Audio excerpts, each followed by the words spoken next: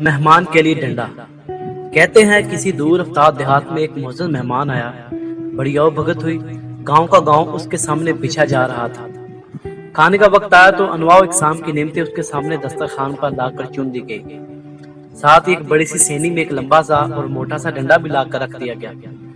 مہمان نعمتیں دیکھ کر تو خوش ہوا، مگر ڈنڈا دیکھ کر ڈر گیا۔ سہمے ہوئے لہجے میں پوچھا، آپ لوگ یہ ڈنڈا کس لیے لائے ہیں؟ میزبانوں نے کہا، بس یہ ہماری روایت ہے، بزرگوں کے زمانے سے چلی آ رہی ہے۔ مہمان آتا ہے تو اس کے آگے کھانے کے ساتھ ساتھ ڈنڈا بھی رکھ دیتے ہیں۔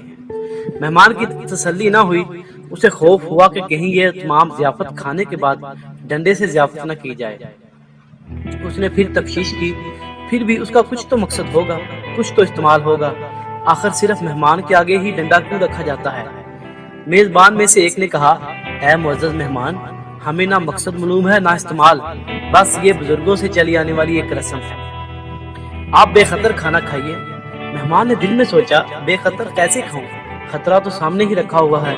پھر اس نے اعلان کر دیا، جب تک آپ لوگ یہ نہیں بتائیں گے کہ آپ کے یہاں بزرگوں کے زمانے سے مہمان کے دسترخوان پر ڈنڈا کیوں رکھا جاتا ہے، کیڑے کے پتھر میں رزق پہنچانے والے کی قسم، میں آپ کا ایک لقمہ بھی نہیں کھاؤں گا۔ اب تو پورے گاؤں میں کھلبلی مچ گئی کہ مہمان نے کھانے سے انکار کر دیا ہے۔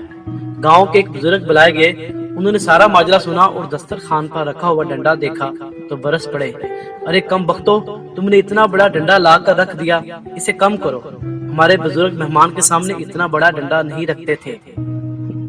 ڈنڈا فی الفور آری سے کاٹ کر 2-3 فٹ کم کر دیا گیا، مگر مہمان پھر بھی مطمئن نہیں ہوا، اسے اپنے سوال کا جواب درکار تھا۔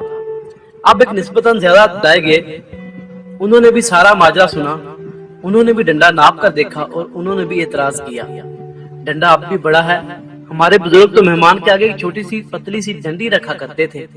مذکورہ بزرگ کے کہنے پر باقی ماندہ ڈنڈا کاٹ کر اور چھیل کر ایک چھوٹی سی ڈنڈی بنا دیا گیا۔ گو کہ اب ڈنڈے کا سائز اور جسامت خطرے سے باہر ہو گئی تھی، مگر مہمان کا تجسس برقرار رہا۔